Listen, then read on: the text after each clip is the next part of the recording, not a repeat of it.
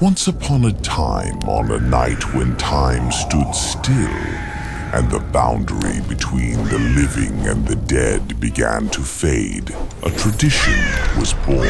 Today we call it Halloween.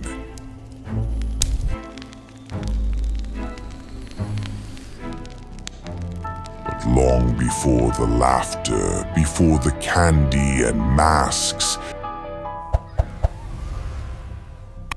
it was a night of fire and fear and spirits wandering through the mist. In the old Celtic lands, when autumn's breath grew cold and the last leaf fell upon the soil, the people gathered and whispered the name of their oldest night.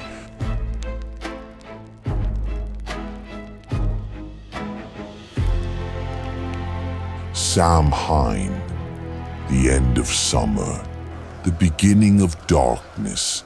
They believed that on this night the veil between worlds grew thin as the breath between two heartbeats. Fires burned high upon the hills, their smoke curling like ghosts into the black sky.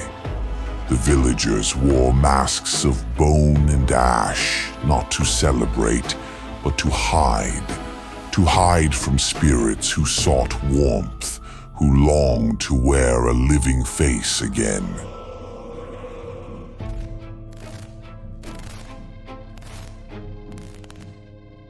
The wind carried whispers of the departed.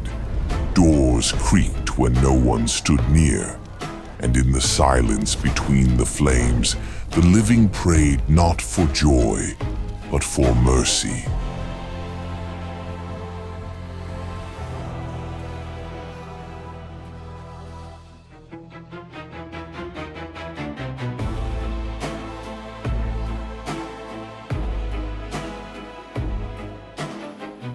As centuries turned, Samhain refused to die. Empires rose, kings were crowned and buried, but the fire on the hill remained.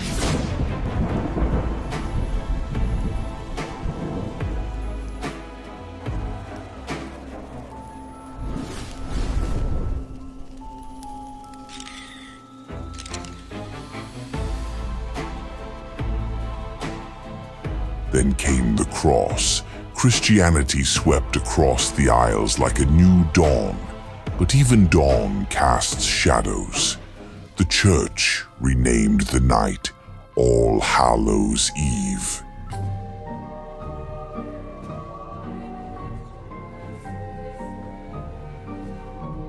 Yet beneath the bells and prayers, Samhain's heartbeat still echoed. In quiet chapels, candles flickered, and priests spoke of saints. But outside, in the fields, children still lit fires and carved faces into turnips to ward away the ones who wandered.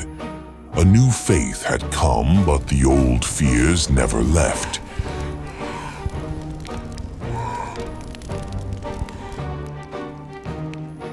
Years became centuries. Storms carried ships across vast oceans.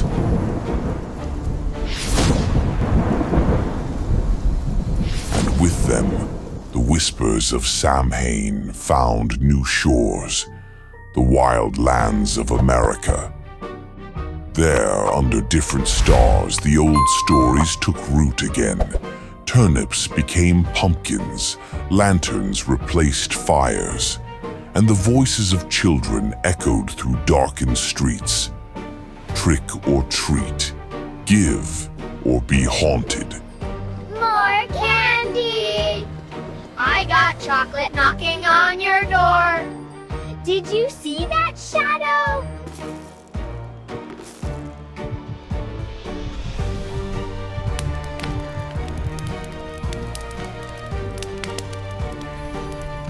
A bargain between worlds, playful yet ancient. A smile worn by something that remembers fear. Time again reshaped the night. From a fire-lit ritual to a celebration of imagination, masks became costumes, spirits became stories. And what once was a night of dread became a stage for dreams and monsters alike. Yet listen closely. Beneath the laughter, beneath the flicker of neon and the hum of television screens, there is still a whisper. It moves through the trees, it breathes through the fog, it waits at your door. Some doors, once opened, do not close again.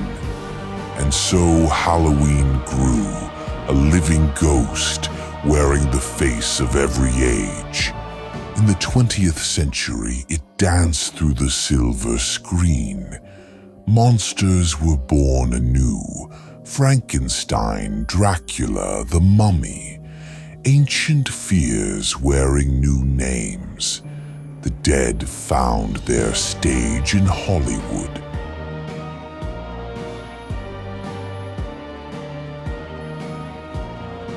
And the world watched in the glow of the projector, not realizing that fear had simply changed its costume. Pumpkins glowed on suburban porches. Children laughed in streets lined with shadows. Behind every mask, a heartbeat quickened. Behind every door, a story waited. As the years passed, Halloween crossed borders.